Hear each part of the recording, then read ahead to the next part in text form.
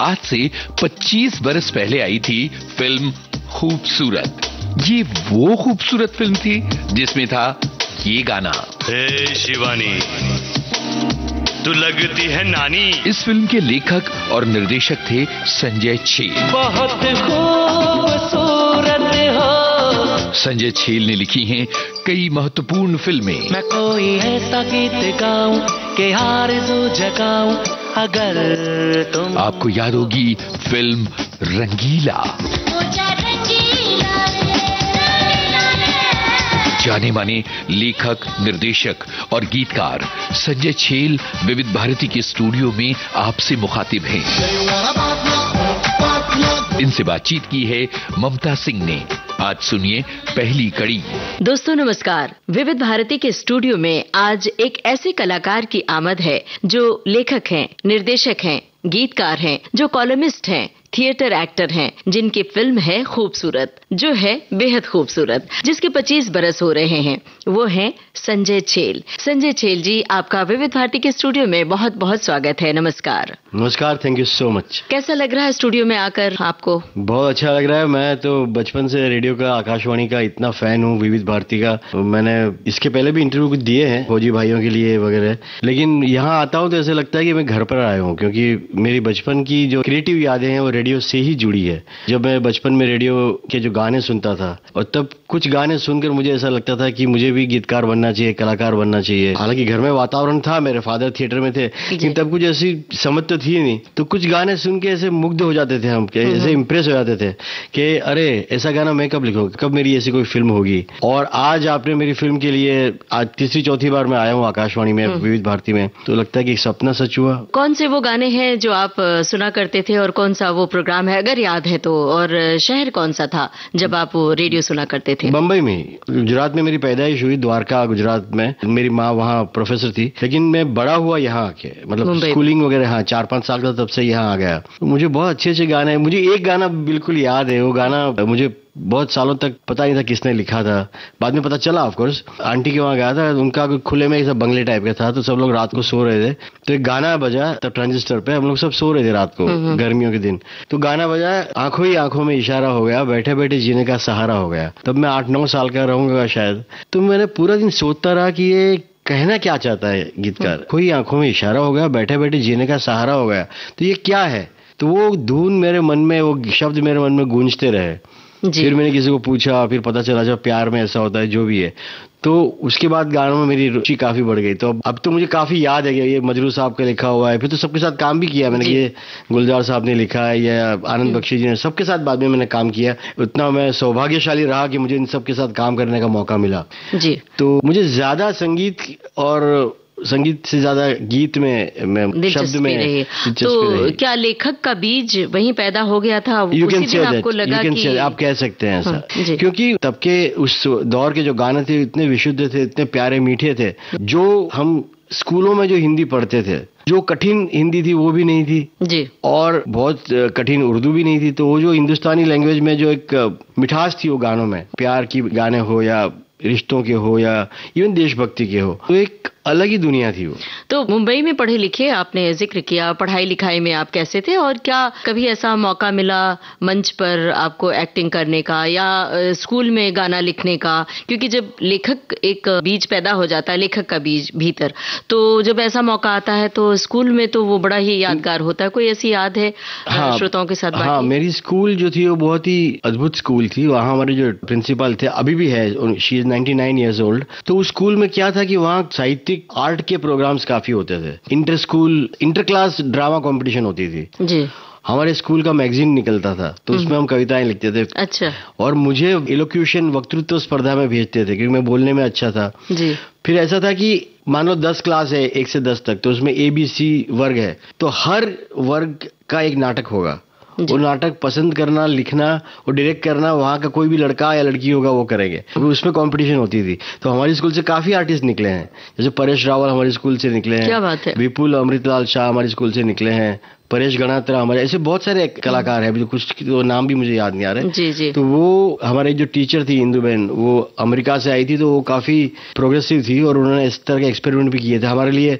And में मैं तो गुजराती मीडियम से हूँ, हम जो अच्छे थे अंग्रेजी में उनके लिए एक स्पेशल अंग्रेजी के टीचर भी आते थे और हमने हायर अंग्रेजी में 10th किया जी। उसी तरह कोविड हिंदी परीक्षाएं पे काफी जोर था, तो हमारे स्कूल में काफी अच्छा वातावरण, तो वहाँ ही हमने लिखना शुरू किया। वहाँ एसेज वगैरह हम लिखते थे, जो अच्छे ऐसे होते थे बाकी के क्लास में सुनाते थे टीचर्स, देखो ऐसे हमारे विद्यार्थी लिखते हैं। वहां से हमको प्रेरणा मिली या एक पुश मिला जी कि मैं लिख सकता हूँ। आपने जिक्र किया परेश रावल का, वो आपके स्कूल से निकले और बाद में आपकी फिल्में भी मेरी बहुत सारी फिल्म, मेरे बहुत अच्छे मित्र, मेरे से बहुत सीनियर है, मेरे से बहुत सीनियर है, लेकिन परेश भाई हमारी स्कूल में, मैं जब आया तब तो शायद वो निकल चुके थे, लेकिन उनका स्कूल में आना जाना रहता था मार्गदर्शन करने वगैरह, और फिर हम एक ही इलाके में भी रहते थे, तब वो धीरे धीरे स्टार भी बने, तो हम व्यक्तिगत भी परिचय रहा, अभी तो अच्छे मित्र भी है और बड़े मंजे हुए कलाकार और बहुत अच्छे इंसान भी है जी। परेश रावल जी को याद किया, या फिर अभी एक कोई गाना सुन लेते हैं फिर आगे बढ़ते हैं। जरूर। कौन सा गाना आपकी ओर से सुनवाएं, बताइए। खूबसूरत का ही गाना सुना दीजिए। चलिए सुनते हैं खूबसूरत फिल्म का ये गाना।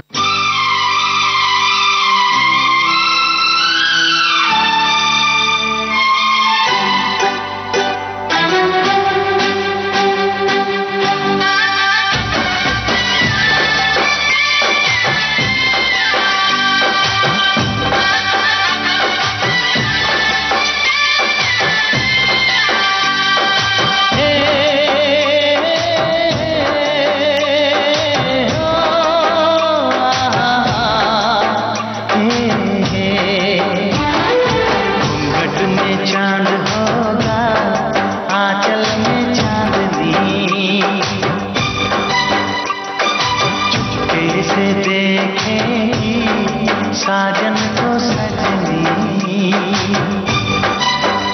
घूंघट में चांद होगा, आंचल में चांदनी, चुपके से देखेगी साजन को सजनी। छेड़ेगी शहनाई मस्ती की रागनी, छेड़ेगी शहनाई मस्ती की रागनी। घूंघट में चांद होगा, आंचल में चांदनी, चुपके से देखेगी साजन को सजनी।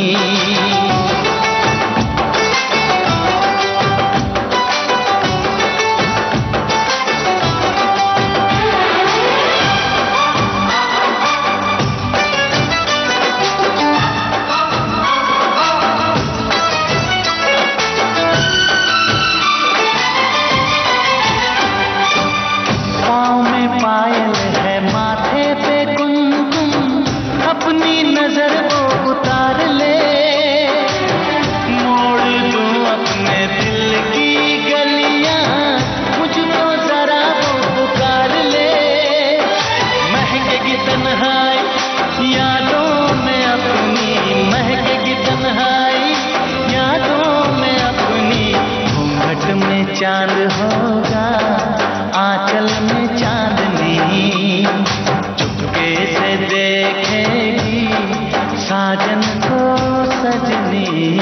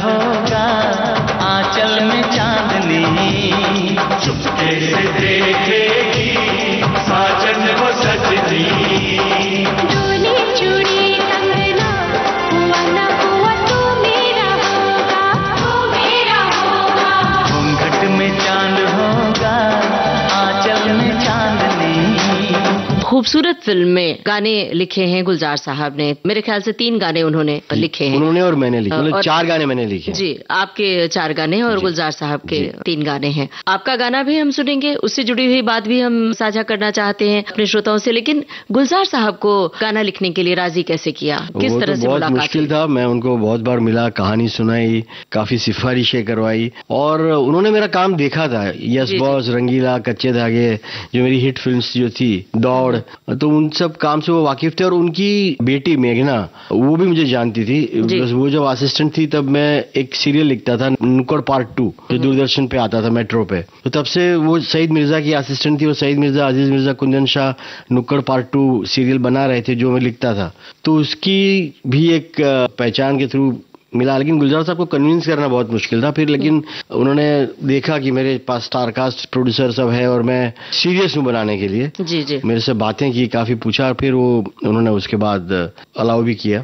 जी, तो ये गुलजार साहब से जुड़ी हुई बात थी। तो यहाँ पर गुलजार साहब का लिखा हुआ गाना सुनवाना जरूरी है। बताइए कौन सा वाला गाना सुनवाए? उन्होंने बहुत अद्भुत गाना लिखा था, टाइटल सॉन्ग बहुत खूबसूरत हो।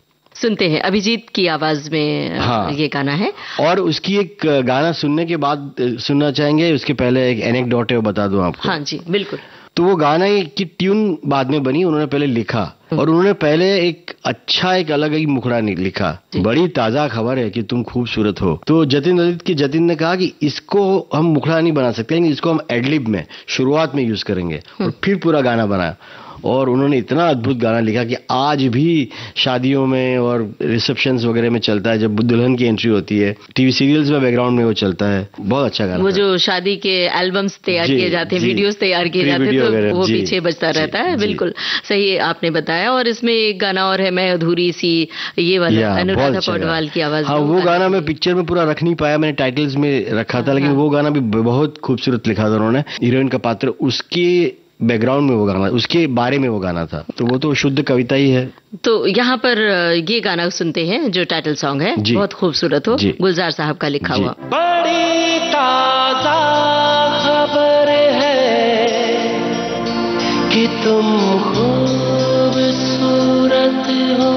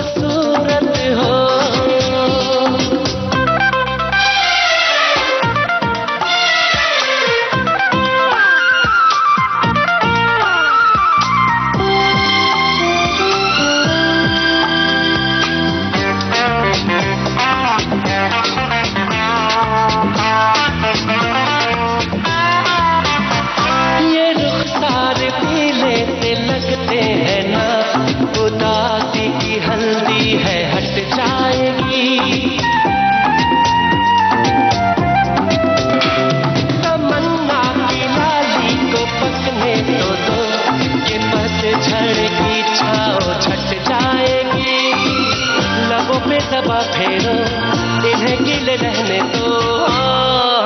बहुत खूबसूरत हो, बहुत खूबसूरत हो।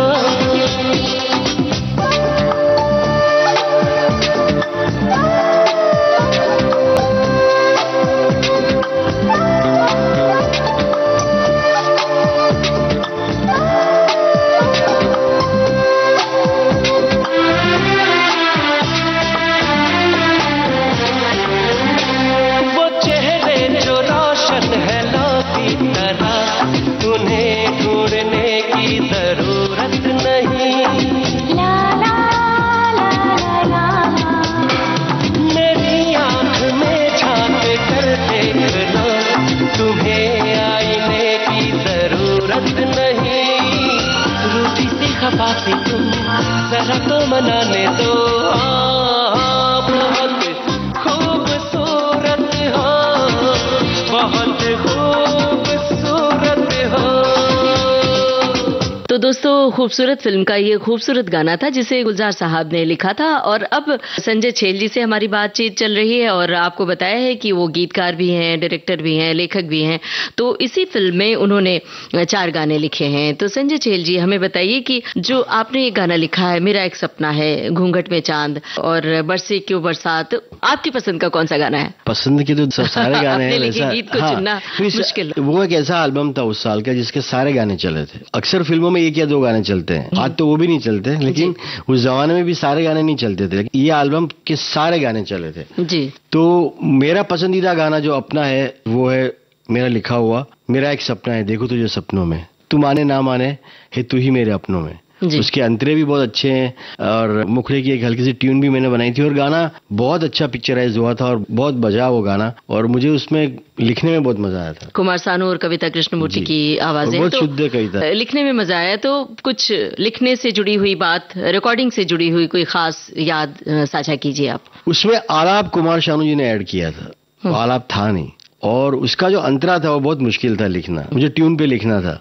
तो उस पे मैंने डा डा डा डा डा डा डा डा डा डा डा ऐसा मीटर था, वो काफी डिफिकल्ट मीटर है। तो उस मीटर पे मैंने लिखा था कि मन की डगर पे मुड़ के हम किधर जाएं, तेरे इशारे रोके हम जिधर जाएं। तो जो कट है वो जो कहते हैं, जो एक रुक के जो आता है, मन की डगर से मुड़कर हम किधर जाएं, तेरे इशारे रोके हम जिधर जाएं, चलते चलते रुकते रुकते किस्मत मेरी क्या करवट बदल गई, और गई पे ताल आता है। क्या बात है, तो बड़ा अच्छा लग रहा है। ये पूरा गाना सुनते हैं जी।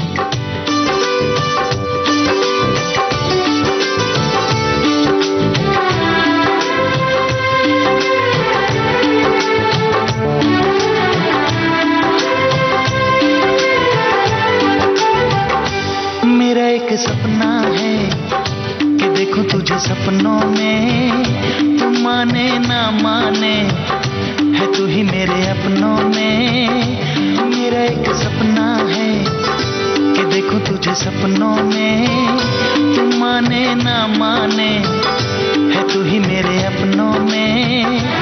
ओ धड़कन सा चलता है रिश्ता है। मेरा एक सपना है कि देखूं तुझे सपनों में, तू माने ना माने कि तू ही मेरे अपनों में। आने में हंसती हूँ, ख्वाबों में उड़ती हूँ। मेरा एक सपना है कि देखो तुझे सपनों में, तू माने ना माने है तू ही मेरे अपनों में।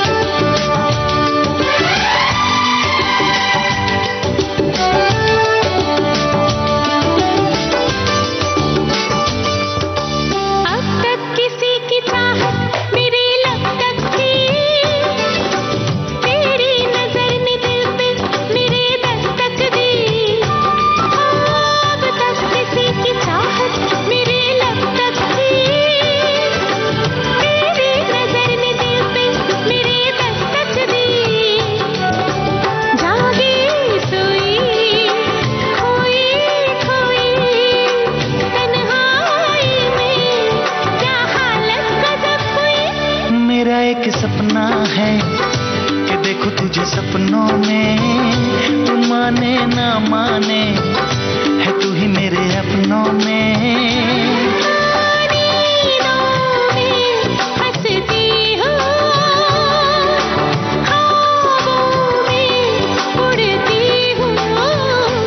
मेरा एक सपना है कि देखूं तुझे सपनों में, तू माने ना माने, है तू ही मेरे अपनों में।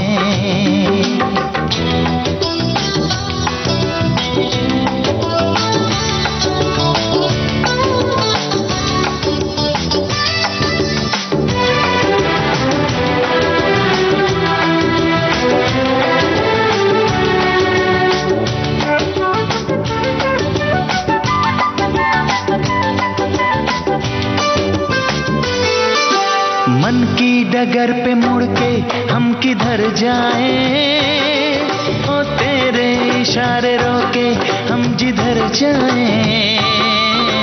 मन की डगर पे मुड़ के हम किधर जाएं, तेरे इशारे रोके हम जिधर जाएं। चलते चलते रुकते रुकते किस्मत मेरी क्या करवट बदल गई। मेरा एक सपना है कि देखूं तुझे सपनों में, तू माने ना माने, है तू ही मेरे अपनों में।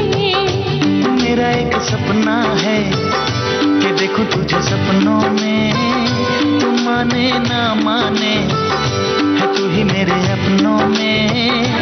ओ धड़कन सा चलता है, ये कैसा रिश्ता है। मेरा एक सपना है कि देखूं तुझे सपनों में, तू माने ना माने, है तू ही मेरे अपनों में, है तू ही मेरे अपनों में।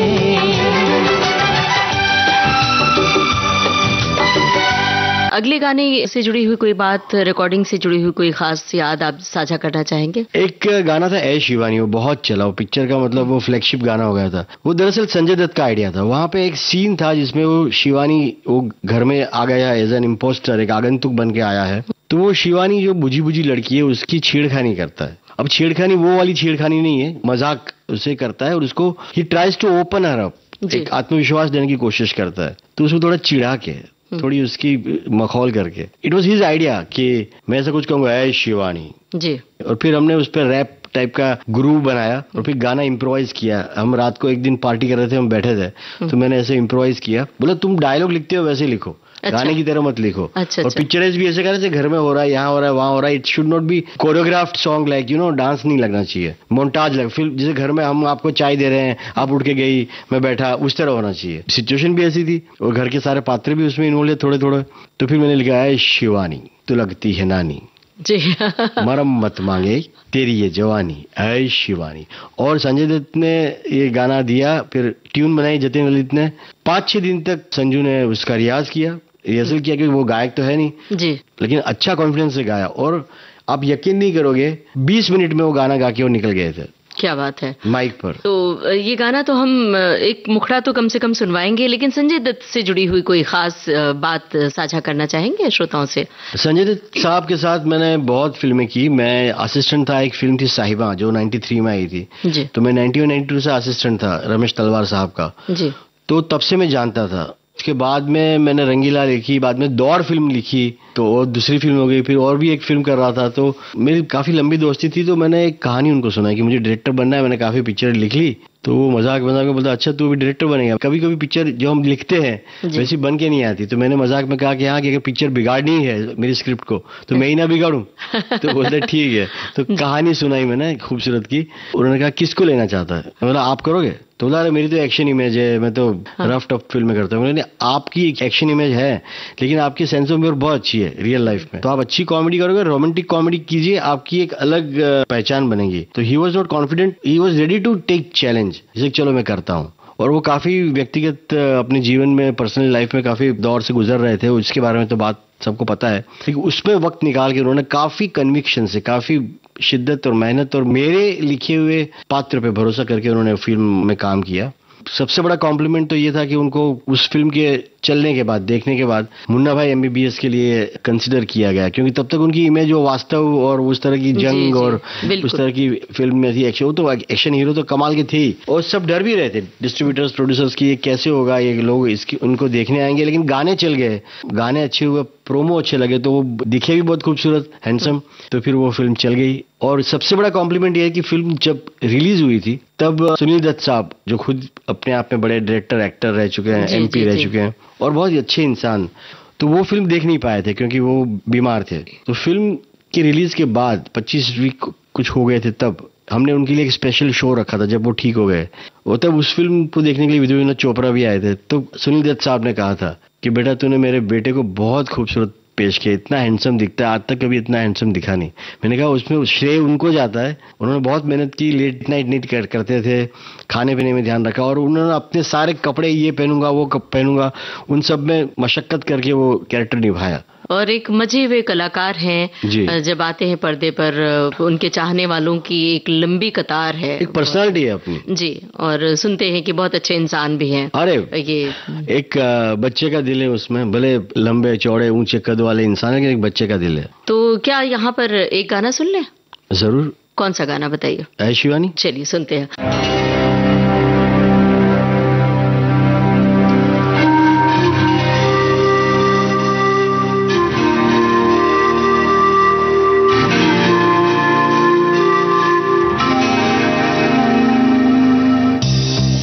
बच्चे लोग, तुमने कभी काला ताजमहल देखा है? क्या क्या क्या?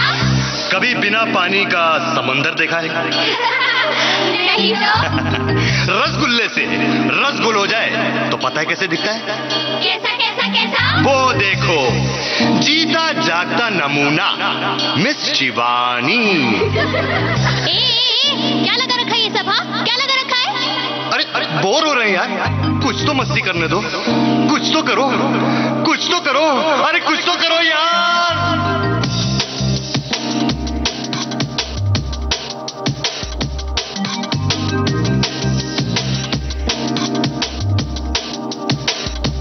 हे शिवानी, तू लगती है नानी, तू आइटम पुरानी। हे शिवानी, हे शिवानी, बोरिंग है तेरी जवानी, बताना दीवानी, थोबड़े पे 12 क्यों बजे हैं बोल। हे शिवानी, तू फ्लॉप है कहानी, खड़ूस खानदानी। हे शिवानी, हे शिवानी,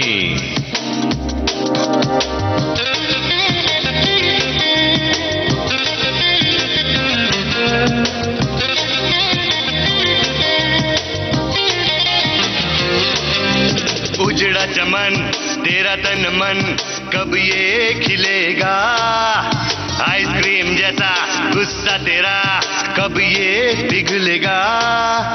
ऊपर वाला भी मूड में नहीं था कि ऐसे कि वैसे पैक करके तुझे भेज दिया बोल। हे शिवानी, तू लगती है नानी, जूस की दुकान में तू पीती है पानी। हे शिवानी, हे शिवानी,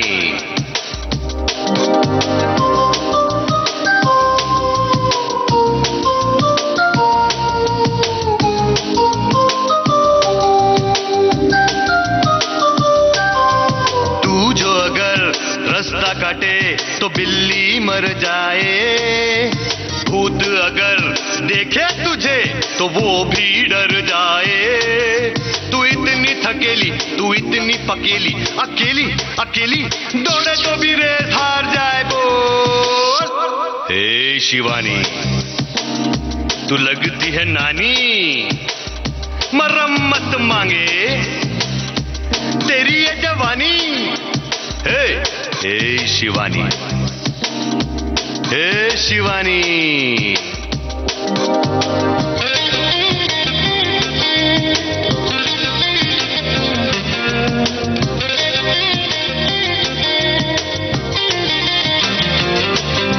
बातें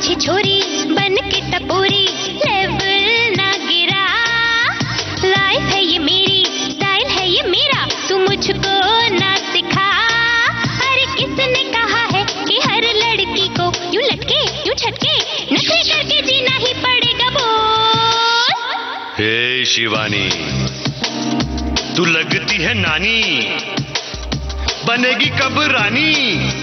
हे शिवानी।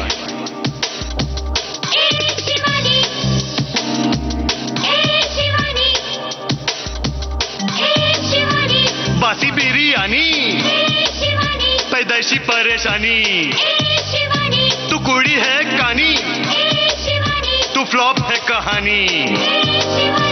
ए शिवानी, ओ शिवानी, ए शिवानी, ओ शिवानी। अरे जाने दो यार, इसकी तो पैडलॉक ही खराब है। बंद करो, बंद करो, बंद करो। उर्मिला मातोंडकर भी इस फिल्म में थी, परेश रावल भी थे, जॉनी लीवर, अशोक सर्राफ भी थे। और अशोक सर्राफ आपकी दूसरी फिल्म में भी काम करते थे, यस बॉस में भी उन्होंने, यस बॉस में भी थे, क्या दिल ने कहा में भी थे जी। और दूसरे कलाकार थे जतिन कानकिया, जो टीवी में काफी पॉपुलर थे, गुजराती थिएटर के थे जी। सबसे अच्छा काम उन्होंने किया था कॉमेडी में। और उनके साथ एक ट्रेजेडी ये हुई कि पिक्चर की डबिंग खत्म की और 5-6 दिन के बाद उनको कैंसर डिटेक्ट हुआ पेनक्रियास का, और लगभग 2-3 वीक में वो गुजर गए, फिल्म देख नहीं पाए। लेकिन उस साल काफी अवार्ड उनको मिले थे, आईफा के फिल्म फेयर में नॉमिनेट हुए थे। उन्होंने काम किया था, अशोक सराफ जी ने बहुत अच्छा काम किया, वो भी मराठी थिएटर से है। तो मैं खुद रंगमंच से जुड़ा हूँ, तो मुझे थिएटर के कलाकारों से, परेश भी थिएटर के हैं, तो मुझे एक नेचुरल अट्रैक्शन है थिएटर के कलाकार से। ओमपुरी जी थे, अंजन श्रीवास्तव जी, वो भी इप्टा के से आते हैं थिएटर से। तो बड़ी अच्छी लंबी चौड़ी कास्ट थी और सबने बहुत ही, सुप्रिया पिलगांवकर, सबने बहुत अच्छा मुझे सपोर्ट किया। मैं तो बहुत नया था तब, मेरी उम्र ही क्या थी, 28-29 साल का था मैं, लेकिन सबने मुझे बर्दाश्त कर लिया। ये तो आपका बड़प्पन है, कॉम्प्लीमेंट है। इतने सारे मजे हुए कलाकार इस फिल्म में थे, तो जाहिर है फिल्म खूबसूरत होनी ही थी। तो ये खूबसूरत फिल्म की बातें थी। थिएटर की बात आप कर रहे थे, और बहुत सारी फिल्में हैं जिनका हम जिक्र क्रमवार करना चाहेंगे, लेकिन बात थिएटर की चल रही है, तो थिएटर के दिनों की ओर लौटिए और यादें कुछ ताजा कीजिए। कौन सा वो नाटक है जो आपके जहन में आज भी ताजा है, या कहाँ कुछ आपको सीखने को मिला थिएटर से? दरअसल मेरे पिताजी छेल परेश के नाम से सेट्स बनाते थे, गुजराती, हिंदी, मराठी, जोड़ी थी, एक जोड़ी थी, हाँ, खास अब तक चलती, 50 साल तक वो चली। 1920 में मेरे पापा के पार्टनर गुजर गए, 21-22 के आसपास, तब तक उनके नाम से वो प्लेज आते रहे। कम से कम 600 से ऊपर ड्रामा के सेट्स किए, 35 फिल्में की अलग अलग भाषाओं में। मेरी खूबसूरत के भी आर्ट डायरेक्टर थे। तो बचपन से थिएटर, रंगमंच, गुजराती रंगमंच में देखता था। पार्ला ईस्ट में था तो मराठी थिएटर भी देखता था। तो नाटक की स्क्रिप्ट आती थी, पापा जब डिजाइन करते थे सेट्स, तो वो पहले मैं पढ़ लेता था और फिर वो देखता था कैसा स्टेज पर हुआ। तब मुझे समझ में आया कि अच्छा, ऐसे लिखा हुआ होता है, वो ऐसे परफॉर्म होता है और ऐसे डायरेक्टर डायरेक्ट करता है। घर में ही वो स्कूल बन गई। फिर मैंने इंटर कॉलेज कंपटीशन में ड्रामा लिखने शुरू किए, तो मेरे को ड्रामा अच्छे गए, इनाम मिले उसको, और कुछ नाटक तो बहुत सी कॉलेज में परफॉर्म हुए, बहुत सी कंपटीशन में परफॉर्म हुए। फिर मैं शफी इनामदार के साथ काम करता था, उस वक्त के बड़े कलाकार। कांति मड़िया के साथ काम किया, जो गुजराती रंगमंच के लेजेंड है। और मैंने खुद ने नाटक भी कुछ डायरेक्ट किए जी। कौन से नाटक थे? मेरा एक प्ले था, साइकोलॉजिकल थ्रिलर था, प्रकरण 1956, चैप्टर 1956, थ्रिलर था, साइकोलॉजिकल थ्रिलर।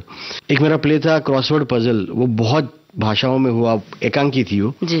फिर तब तक सीरियल वगैरह आ गई थी, और गुजराती थिएटर रंगमंच का थोड़ा रंग बदल गया था। मुझे लगा कि मैं यहाँ नहीं फिट हो पाऊंगा मेरे मिजाज को देखते हुए, तो फिर मैंने सीरियल लिखना शुरू की। नया नुक्कड़, फिल्मी चक्कर, वो सब सीरियल मेरी आई, बहुत हिट हुई। तो मैंने काफी सीरियल लिखी और फिर फिल्मों में आ गया। फिल्में करते करते फिर डायरेक्टर बन गया। तो पहली फिल्म आई थी पहला नशा, जो आशुतोष गोवारी करके भी पहली फिल्म थी। उसके बाद रंगीला आई, फिर यस बॉस आया, कच्चे धागे, फिर भी दिल हिंदुस्तानी, खूबसूरत से लेकर मैंने प्यार क्यों किया, कृष्णा कोटे, कितनी फिल्म, मतलब फिर पार्टनर, इंदु सरकार, मान गए मुगले आजम, क्या दिल ने कहा, फिर अभी कोविड से पहले आई थी पटेल की पंजाबी शादी। लंबा लिस्ट है जी, एक लंबी फहरिस्त है आपकी फिल्मों की और टीवी सीरियल्स की भी जी। तो इसका जिक्र तो हम करते चलेंगे। यहाँ पर आपने बताया कि थिएटर में आपके पिता की जोड़ी थी, जो छेल परेश की जोड़ी, बहुत हिट है और बहुत लोग सराहते हैं गुजराती थिएटर की दुनिया में। पिता से आपने नाटक की बारीकियां सीखी होगी, जाहिर सी बात है, एक स्कूल है।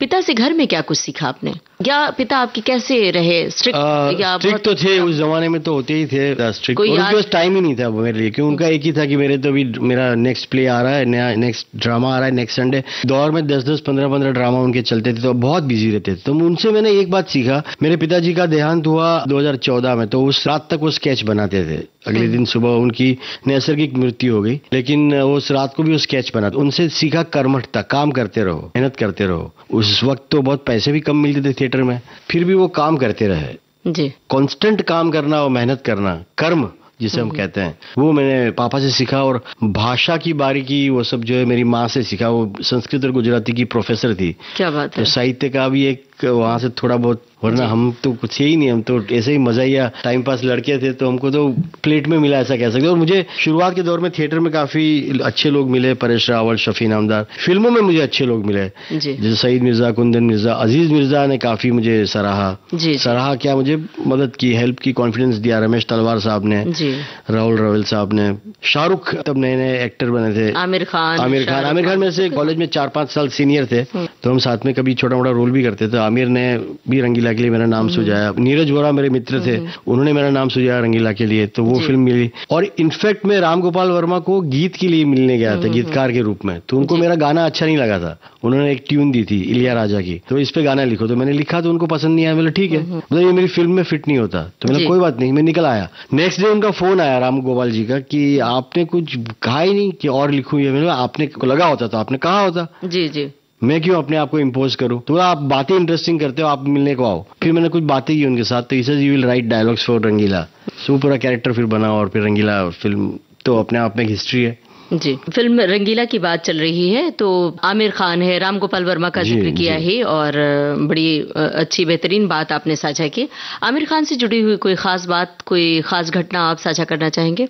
आमिर के बारे में लोग कहते हैं कि बहुत ही डिफिकल्ट एक्टर है, और मतलब difficult in the sense not personally, but बहुत मेहनत करते हैं और काफी उनको कन्विंस करना पड़ता है। लेकिन रंगीला में उन्होंने बहुत सहजता से काम किया था। जो कैरेक्टर मैंने लिखा, मैंने और नीरज ने, हम परफॉर्म करते थे, वो बिल्कुल वैसे ही करते थे। ज्यादा उन्होंने परफेक्शन के अलावा भी ज्यादा मेहनत करने के अलावा दिल से काम किया। और सबसे बड़ा कॉन्ट्रीब्यूशन आमिर खान का ये था कि वो एक टपोरी का कैरेक्टर था जो बम्बईया भाषा बोलता है। लेकिन आमिर खान जी के परफॉर्मेंस की वजह से, उनके चेहरे की मासूमियत की वजह से और उनके व्यक्तित्व की गरिमा की वजह से कैरेक्टर को डिग्निटी मिली। वो टपोरी एक लड़की छेड़ने वाला लड़का नहीं रहा, आम इंसान बन के रहा। जी। तो राज कपूर के बाद अगर कोई आम इंसान अच्छी तरह किसी ने पेश किया हो, तो मुझे लगता है रंगीला में आमिर ने, और राजू बन गया जेंटलमैन, यस बॉस में, फिर भी दिल हिंदुस्तानी में शाहरुख ने। ये दो कलाकारों का बहुत बड़ा योगदान है।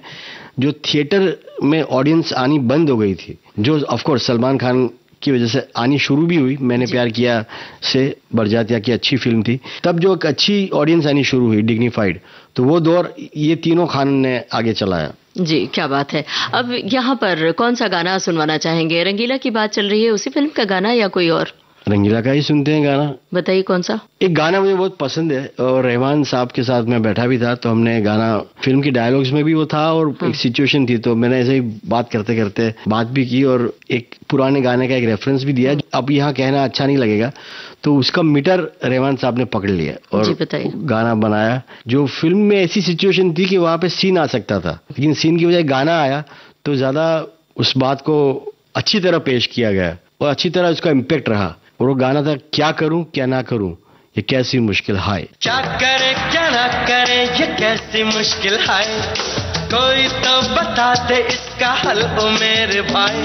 कि एक तरफ तो उससे प्यार करें हम, और उसको ही ये कहने से डरे हम। क्या करे क्या ना करे, ये कैसी मुश्किल है, कोई तो बता दे इसका हल ओ मेरे भाई। कि एक तरफ तो उससे प्यार करें हम, और उसको ही ये कहने से डरे हम।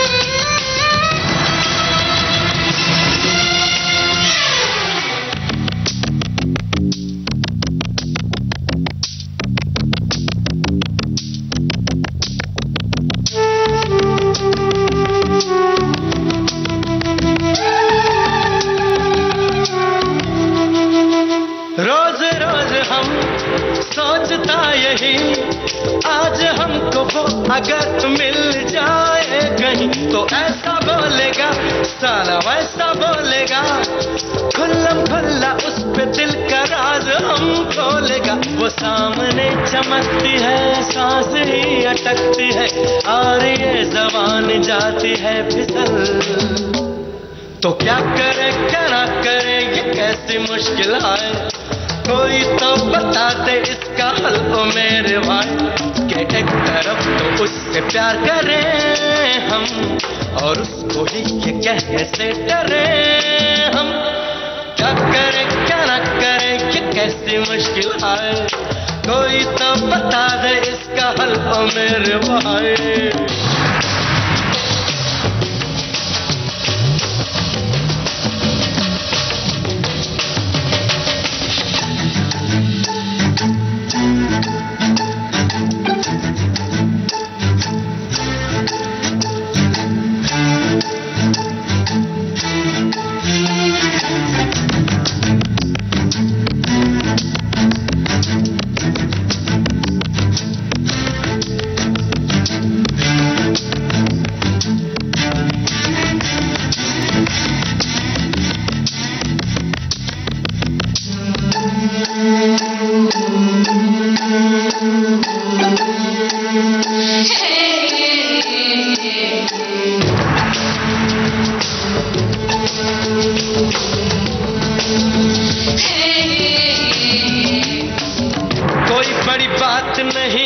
हमें कहना था जो भी वो तो हम यूं ही कहते, मगर फिर भी कहा नहीं, वजह उसकी है यही, बस इनकार से हमको था डर। अब कहे या तब कहे, कहाँ कहे कब कहे, सोच सोच में ही वो गई निकल।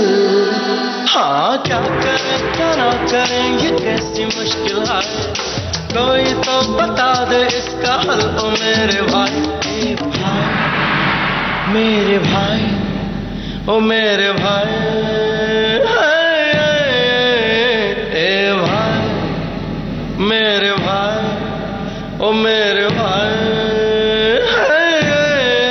क्या करूं कि ना करूं कि कैसी मुश्किल है, और लग रहा है कि कौन कौन सी बातें आपसे पूछूं, कौन कौन सी बातें छोड़ दूं। तो हम एक के बाद एक पूछते रहेंगे। तो रंगीला फिल्म का ये गाना था और रंगीला फिल्म में आमिर खान थे, उसके बाद यस बॉस आसपास थी। हाँ। इसकी शूटिंग भी लगभग आसपास में ही चल रही थी। और ये यस बॉस फिल्म के मुझे लगता है 25 बरस पूरे हुए और जश्न भी बनाया गया मेरे ख्याल से।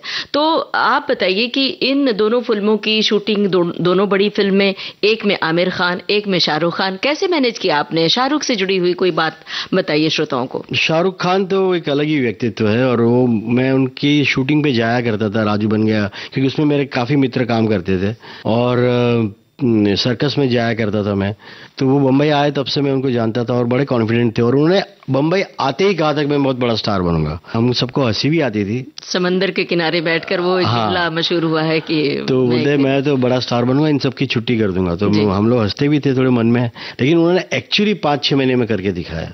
मैंने अपनी जिंदगी में इतनी पॉजिटिव शख्सियत देखी नहीं है। होंगे बहुत से बड़े लोग, लेकिन मेरी लाइफ में कि उनके साथ आप काम करो, उनसे मिलो तो बैटरी चार्ज हो जाती है और आपको ऐसा लगता है कि आप खास हो, चाहे आप वो स्पॉट बॉय हो या हीरोइन हो या राइटर हो या कैमरामैन हो। वो सेट पे आके ऐसा एक माहौल खड़ा कर देते हैं उनकी पॉजिटिविटी एनर्जी से कि आपको लगता है कि यहीं बस यहाँ शूटिंग चलती रहे। कभी कभी ऐसा होता है कि यार कौन जाए शूटिंग में, नहीं जाना। मैं एज अ राइटर ना जाऊं तो भी चल जाता है, सीन लिख लिया है, लेकिन मैं अक्सर कोशिश करता हूं कि मेरी फिल्म की शूटिंग में मैं रहूं ताकि वहां कुछ चेंजेस हो तो हो सके।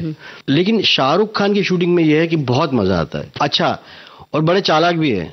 वो अपने हिसाब से सीन को चेंज भी कर लेंगे, आपको पता भी नहीं चलेगा। अच्छा। क्योंकि वो दिल्ली से और हिंदी पे, उर्दू पे, संस्कृत पे कमांड है उनका, अंग्रेजी पे इतना अच्छा कमांड है कि वो बहुत अच्छा इम्प्रोवाइज कर लेते हैं, बहुत अच्छा एक सीन को बदल लेते हैं। उनको कहावतें, मुहावरे पता है, दिल्ली के होने के जो फायदे हैं। जी। और मैंने अपनी जनरेशन में उनसे ज्यादा किताबें पढ़ने वाला इंसान कोई देखा नहीं। आप नाम लो नाटक के बारे में, नॉवेल के बारे में, उनको पता होता है। अच्छा। या is a most well read person. क्या बात है। इतने, इसलिए भाषा उनकी बहुत अच्छी है। जी, बहुत शुद्ध है कुछ। इस फिल्म से जुड़ी हुई कोई घटना है जो शाहरुख खान कुछ तैयार होते हैं, कुछ चूड़ी वगैरह पहनते हैं? जी, वो उनका आइडिया था एक, हाँ, वो गाने का जो मुखड़ा था, उन्होंने बोला कि मैं ऐसे करूंगा और गाना ऐसे, वहां से ट्रांजिशन उसका होगा, वहां से वो सीन से गाने में कैसे जाएगा। तो वो आपका लिखा हुआ नहीं था उसमें? वो जावेद साहब के गाने थे जी। तो मैंने तो संवाद लिखे थे, स्क्रीन पे लिखा था, कहानी भी लिखी थी मैंने उसमें काफी काम किया था। एक गाना था जो जावेद साहब ने ही लिखा था और बहुत ही अच्छा लिखा था। सिचुएशन ऐसी थी कि संवाद में कुछ ऐसा आ रहा था कि मैं कोई ऐसा गीत गाऊं, मैं कुछ ऐसा करूं, मैं तुम्हें ऐसा कुछ करूं कि तुम खुश हो जाओ। उससे उन्होंने लीड ली, उन्होंने गाना लिखा, मैं कोई ऐसा गीत गाऊं कि आरज़ू जगाऊं अगर तुम कहो। और जावेद साहब ने इतना बेहतरीन वो गाना लिखा था जी। वहाँ कहानियों के डगर से जहाँ जहाँ जहाँ इस तरह शब्दों का जो खेल उन्होंने खेला था और वो अच्छा पिक्चराइज भी हुआ था। और मजे की बात यह है कि यूनिट पूरा चला गया था स्विट्जरलैंड में शूटिंग करने के लिए, और भी मैंने और जतिन ललित ने बैठ के, जावेद साहब ने तो लिखा ही था, वो तो थे ही, और हमने रिकॉर्ड किया और रिकॉर्डिंग करके वहाँ गाना भेजा था जी। तो बाकी लोग बड़े वो थे कि गाना पता नहीं कैसा है, अजीब है, अटपटा है, चलेगा नहीं चलेगा, लेकिन हम लोग बहुत कॉन्फिडेंट थे और वो गाना पिक्चराइज भी अच्छा हुआ and it is one of the best song of the film. और फिल्म भी खूब हिट हुई थी, इसके संवाद भी खूब चले थे। मुझे लगता है मेरा सबसे अच्छा काम 2-3 फिल्मों में जो है उसमें से एक यस बॉस में, बहुत ही अच्छी कॉमेडी थी और अच्छे इमोशनल और रोमांटिक डायलॉग्स थे जी। तो संवाद लिखने से जुड़ा हुआ कोई वाकया बताना चाहते हैं कि मुश्किल होता है, आप इतनी बड़ी फिल्म है, इतने बड़े स्टार कास्ट हैं, तो लिखने से जुड़ी हुई कोई खास बात है जो? मैंने ये फिल्म काफी मेहनत से लिखी थी, जैसे कि रंगीला थी वो हंसते खेलते लिखी थी जी। मतलब कल शूटिंग है, आज सीन लिख लिया, हमको पता भी नहीं चला कि हम क्या कर रहे थे, ऐसे हंसते खेलते लिख ली। 5-6 महीने में सीन दिया, लिखा, हो गया, शूटिंग वापस थोड़ा किया। क्लाइमेक्स मैंने दिया था, उसमें क्लाइमेक्स जो था वो कुछ अलग था और क्लाइमेक्स में अड़ा रहा कि नहीं क्लाइमेक्स ऐसे ही होना चाहिए, और वो अच्छा शूट हुआ। फिर ट्रायल हुआ, तब बड़े बड़े लोग आए थे, कमल हसन वगैरह, उन्होंने देखा, बोलते बहुत अच्छा क्लाइमेक्स है, और क्लाइमेक्स से फिल्म चली थी वो। यस बॉस मैंने 1 साल तक लिखी थी काफी, क्योंकि वो तब शाहरुख बिजी भी हो गए थे तो डेट्स नहीं मिल रही, तो बार बार लिखता रहा। लेकिन उसकी एक सिचुएशन मुझे याद है कि फिल्म के प्री क्लाइमेक्स में शाहरुख और जूही रास्ते पे बैठे हैं और पता नहीं कि लाइफ में अब क्या होगा, दोनों को एक दूसरे से प्यार हो भी गया है जी। और नहीं भी हुआ है। शाहरुख उस पोजीशन में नहीं है कि उसको प्यार दे सके, लड़की है जो एम्बिशियस है, और दोनों में एक खिंचाव, एक केमिस्ट्री है। लेकिन जो लड़की है वो आदित्य पंचोली बॉस की गर्लफ्रेंड है, और है भी नहीं भी, क्योंकि वो मैरिड आदमी है, तो वो सब काफी कॉम्प्लिकेशन था। दोनों बैठे हैं, ये पार्टी से आए हुए हैं और सड़क पे बैठे हैं। डायरेक्टर ने कहा मुझे यहाँ एक कोई लाइन चाहिए कि दोनों ऐसे बैठे हैं और बात कर रहे हैं, तो मैंने कहा कि ऐसा करें, वो ऐसे चांद को देख रहे हैं और कोई बात करे, क्योंकि डायरेक्ट बात करेंगे लाइफ में अब क्या होगा, तो डायरेक्ट बात हो जाएगी, उसमें मजा सीन नहीं बनेगा। बोला क्या हो सकता है, तो मैंने कहा कि कुछ ऐसा कुछ करते से लिखते हैं, ऐसा कुछ दोनों बैठे हैं, चांद को देख रहे हैं और मस्ती में और बात करते हैं जी। फिजिकल तो हो नहीं सकते ना, पास हाथ पकड़ सकते हैं जी जी। तो जूही ऊपर देखती है, चांद पूरा खिला हुआ है, रास्ते पे बैठे हैं कहीं पे, चांद हमारा क्या लगता है, सारी रात क्यों जागता रहता है। बहुत उनको पसंद आई डायरेक्टर को, एक्टरों को, तो बोला हाँ। लेकिन यहाँ खत्म नहीं होगा, तो उसने बोला ये चांद हमारा क्या लगता है, सारी रात क्यों जागता रहता है जी। फिर वो टर्न करके कहती है तुम मेरे क्या लगते हो। उसमें जब आ भी गई बात, नहीं भी आई, उतने में कह दिया। संवाद का मुख्य काम ये होता है कि आप कहते भी हो, छुपाते भी हो। अच्छे संवाद के लक्षण होते हैं। डायरेक्टली आई लव यू कह दिया तो बात ही खत्म है जी। और वो दृश्य पैदा करता है। मुझे लगता है कि हमारे श्रोता जो सुन रहे हैं तो ये दृश्य आंखों के सामने उनके होगा, और फिल्म तो देख ही सकते हैं पर्दे पर, लेकिन इस वक्त उनकी आंखों के सामने दृश्य होगा।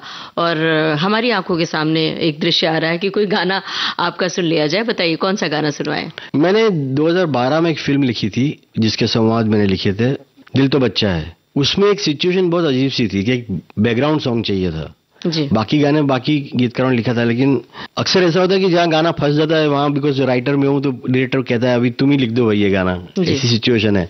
तो मैंने एक गाना लिखा था, तू ख्वाब है या जादूगरी जी। प्रीतम जी ने बहुत अच्छा उसे ट्यून दी थी, संगीत दिया था, और वो ट्यून पे लिखा हुआ गाना है। ये लाइन तो मैंने लिखी थी लेकिन उन्होंने कंपोज किया, और उसके अंतरे जो बड़े टेढ़े मेढ़े हैं, तो वो गाना आप सुनाइए।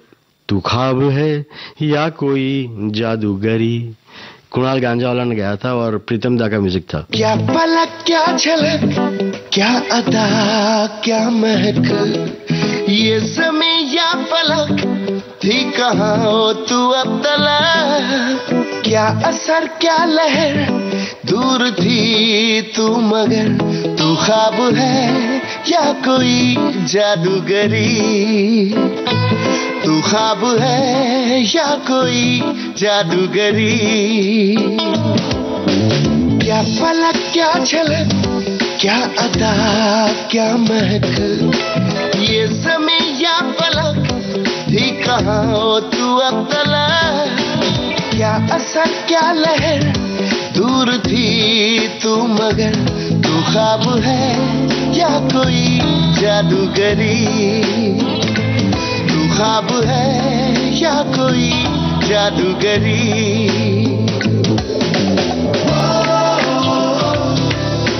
ये जो महका सा है बंद होठों में,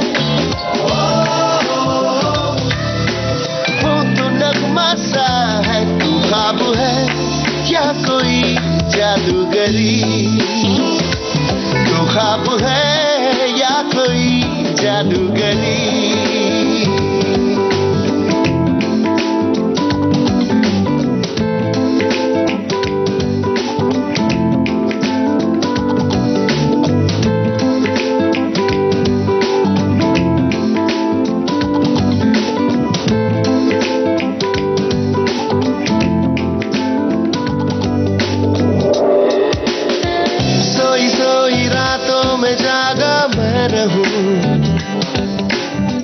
खोई खोई यादों में सोया मैं रहूं, हाँ तुझे मिलके क्या मैं कहूँ सोचा करूं।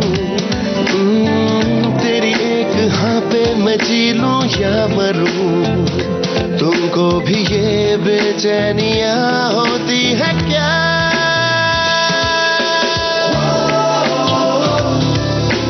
तू दुआ अनसुनी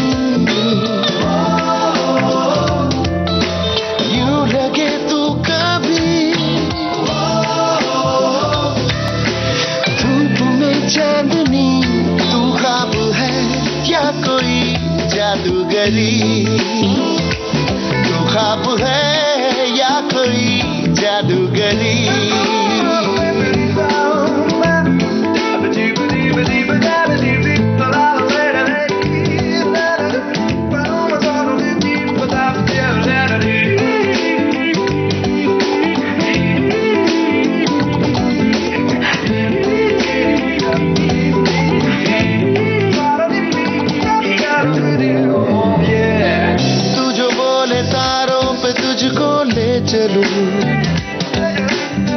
भीगी भीगी आंखों से तुझको चूम लूं, हाँ झूठे मूठे वादे मैं तुझसे ना करूं।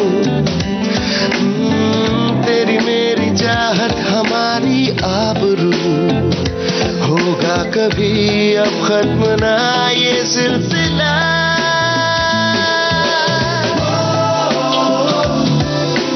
एक लम्हा सा है मेरी सांसों में, वो तो बहका सा है। तू ख्वाब है या कोई जादूगरी। आप सुन रहे थे जाने माने लेखक, गीतकार और निर्देशक संजय छेल से ममता सिंह की बातचीत की पहली कड़ी। क्या दिल ने कहा, क्या तुमने सुना, मिलते बिछड़ते रिकॉर्डिंग इंजीनियर किरण बांग, प्रस्तुतकर्ता जुबैर खान। हर दिल में बसती हूँ मैं हीरोइन हूँ। इस कार्यक्रम की दूसरी और आखिरी कड़ी आप सुनेंगे अगले हफ्ते। डिजिटल अपना बॉम्बे टॉक